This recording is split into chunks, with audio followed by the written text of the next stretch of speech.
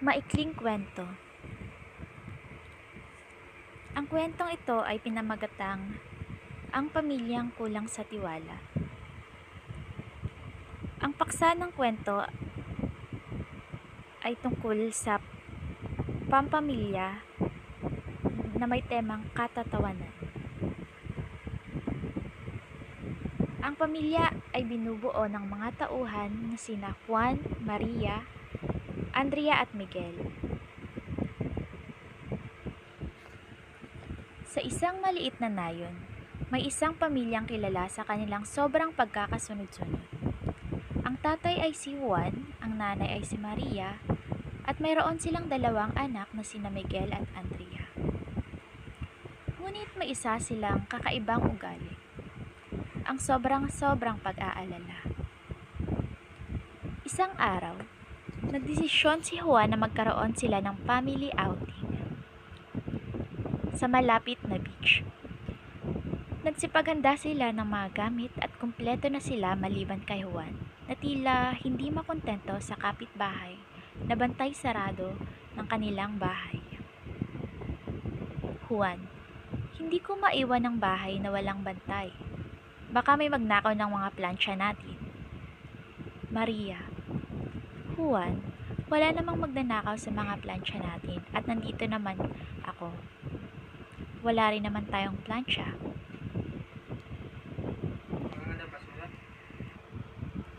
Hindi ko alam. Baka ngayong araw lang sila magdesisyon na magnakaw. Hindi nagtagal, naging hitik ang kanilang outing sa kakatuwang pag-aalala ni Juan. Iniwan niya ang mga anak na hindi makalanghap ng malayang hangin habang inililipat ang kanyang pag-aalala sa mga pananim sa kanilang bakuran. Samantala, si Miguel at Andrea ay naglalaro sa buhangin. Nag-aangkin ng mga kabibe at napakasaya. Hindi sila makapaniwala kung gaano ka-overprotective si Juan at naging laman ito ng kanilang biruan. Nang mag-almusal sila, iniuwi ni Juan ang mga halamang kanyang naisip na maaaring mawala. Ibinukas niya ang bintana at tiningnan ang mga ito isa-isa. Maria, Juan, tigilan mo na yan. Wala namang magnanakaw sa mga halaman.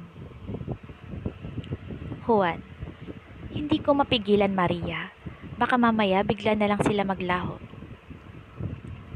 Sa huli, habang nasa beach sila, napagtanto ni Juan na maaaring maging sobra-sobra na ang kanyang pag-aalala. Sumang-ayon siya na itigil na ito at sinimulan niyang tamuhin ang kakatawanan sa sarili.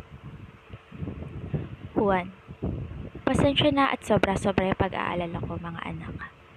Mahal ko kayo at gusto kong protektahan kayo pero naging sobra na ito. Miguel, oo pa, sobra na talaga, pero mahal ka rin namin.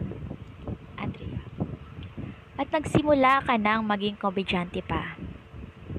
Ipinagpatuloy nila ang kanilang outing na puno ng tawanan at kaligayahan habang bumabay sa alon ng buhay. Natutunan ng pamilya na ang kakulitan at katatawanan ay mahalaga rin sa isang pamilya at hindi dapat palaging mag-uumapaw ang pag-aalala. Ang aral ng kwento. Ang maikling kwento na ito ay naglalarawan ng aral ukol sa kahalagahan ng pagtigil sa sobra-sobrang pag-aalala. Sa pamamagitan ng karakter ni Juan, ipinapakita ng kwento kung paano ito nagdulot ng pagkakabahala at hindi komportableng pagsasama sa pamilya. Ang aral dito ay ang sumusunod. Una, kahalagahan sa pagtitiwala. Ang kwento ay nagpapakita kung paano ang sobra-sobrang pag-aalala ay maaaring humadlang sa pagtitiwala sa sarili at sa mga kasama natin. Sa kaso ni Juan, hindi niya tinipuhan ng pag-iwan ng kanilang bahay. Ngunit sa huli, natutunan niyang magtiwala sa asawa at mga anak. Balansing pagsasama. hindi dapat na palaging nagmamay-ari tayo ng atensyon at kontrol sa mga bagay-bagay.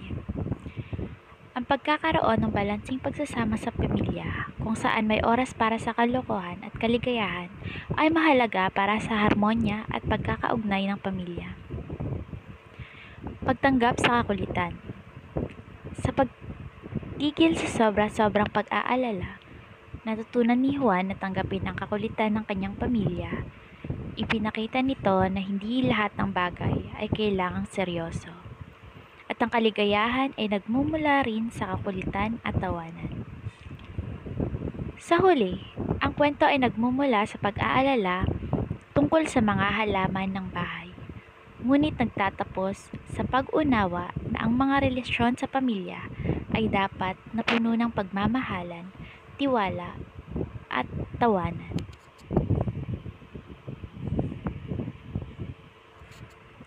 Yun lang po at maraming salamat.